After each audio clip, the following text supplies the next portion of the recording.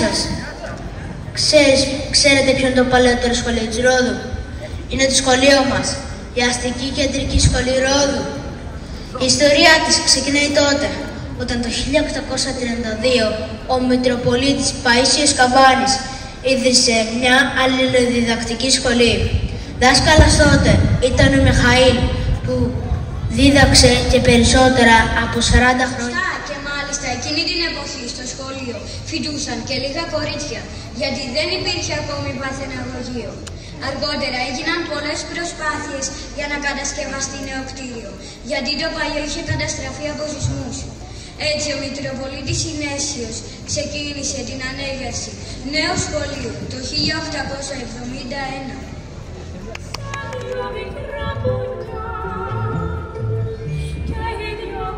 Τότε τακτικά από τις δασκάλες μυστικά λεπιδούσαν μόνο για πλάκες και κάθε σκανδαλιά. Κι έχεις μια χάρη σαν μιλούσες πέρυσι, όλα θυμίσου κόσα που λέγες κι εσύ. Θέλετε να γράψουμε όλο το σύνταγμα του Όθωνα 100 φορές ανάποδα? Όχι, κυρία, αλλά θα το γράψουμε 1000 φορές όταν ενσωματωθούμε με την Ελλάδα.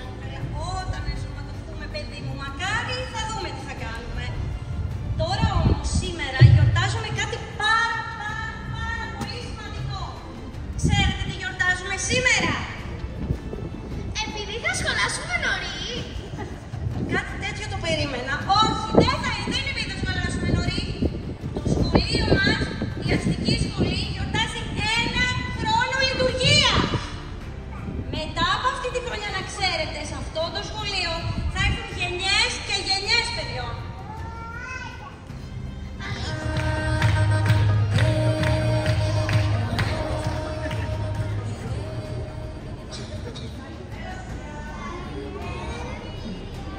Είστε έτοιμοι για μάθημα?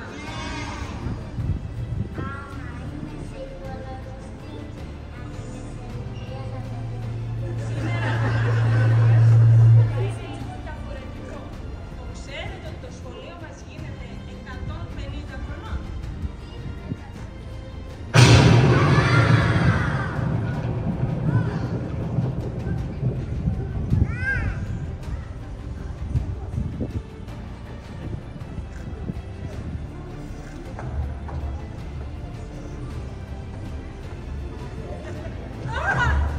Ποια είσαι εσύ?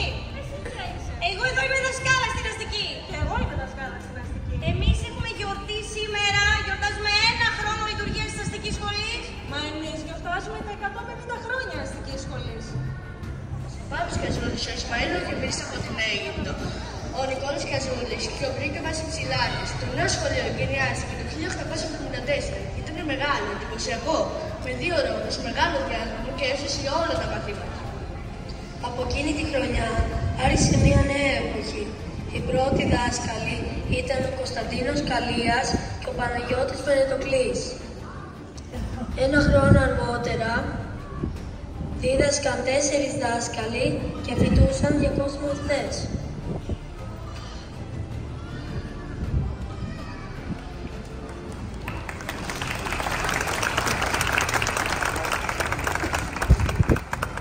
Το 1896 ήρθε στο σχολείο μας ένας πολύ σπουδαίος δάσκαλος, ο Δημήτριος Αναστασιάδης. Ήταν από την Κρεμαστή και είχε σπουδάσει στην Αθήνα. Έγινε διευθυντής αστικής και αργότερα ανέλαβε το Βενετόκλειο Γυμνάσιο. Εκείνα τα χρόνια οι μαθητές της αστικής πήγαιναν στη Γαλλική Σχολή και αργότερα μπορούσαν να εργαστούν στη Ροδιακή Παροικία της Αιγύπτου.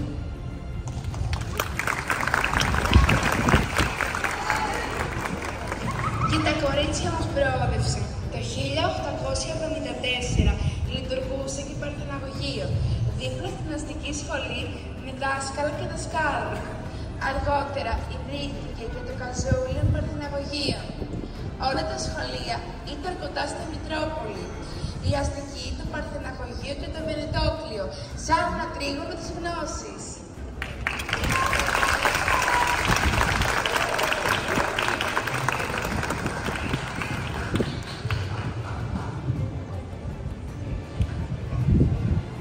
Στις αρχές του 20ου αιώνα έγιναν πολλές αλλαγές.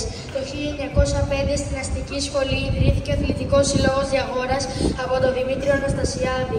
Δεν ήταν μόνο αθλητικός αλλά και μορφωτικός σύλλογος. Είχαν γυμναστική, θεατρικές παραστάσεις και μαθήματα για τα φτωχά παιδιά τα βράδια. Κατά την Ιταλοκρατία, το σχολείο συνέχισε να λειτουργεί με δυσκολίες. Τα έξοδα ήταν πολλά και τα δίδακτρα ανέβαιναν. Όμως η αστική σχολή έγιναν από τα λίγα αναγνωρισμένα σχολεία. Αυτό σήμαινε ότι οι μαθητές της μπορούσαν να βγουν στο γυμνάσιο χωρίς εξετάσεις.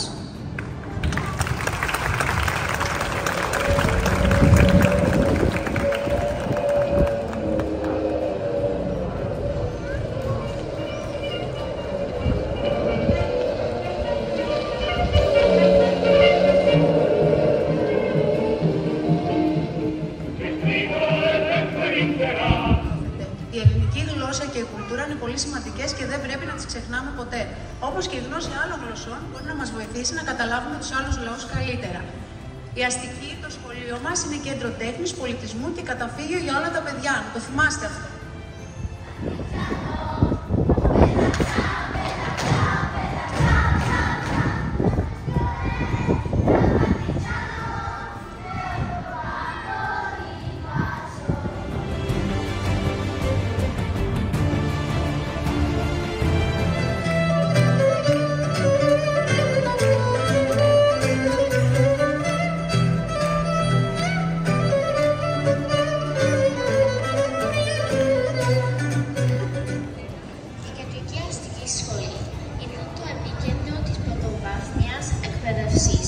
Και η ταινιάση της με το Καζούλιο Παυθυναγωγείο και το Βερετόκλι Γυμνάσιο δημιούργησε ένα εκπαιδευτικό τρίγωνο στην καρδιά της ελληνικής συνοικίας της πόλης της Ρόδου.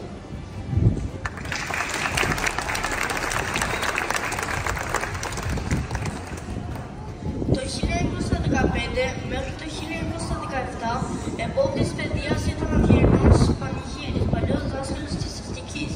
Εκείνα τα χρόνια η σχολή είχε 180 μαθητές.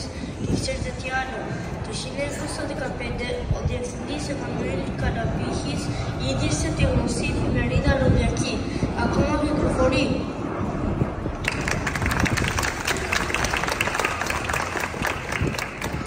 Το 1920 η σχολή είχε ήδη 229 μαθητές.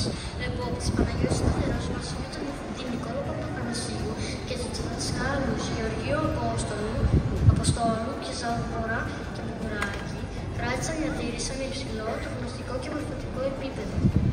Το σχολείο μας έγραψε ιστορία και συνεχίζεται μέχρι σήμερα, 150 χρόνια μετά.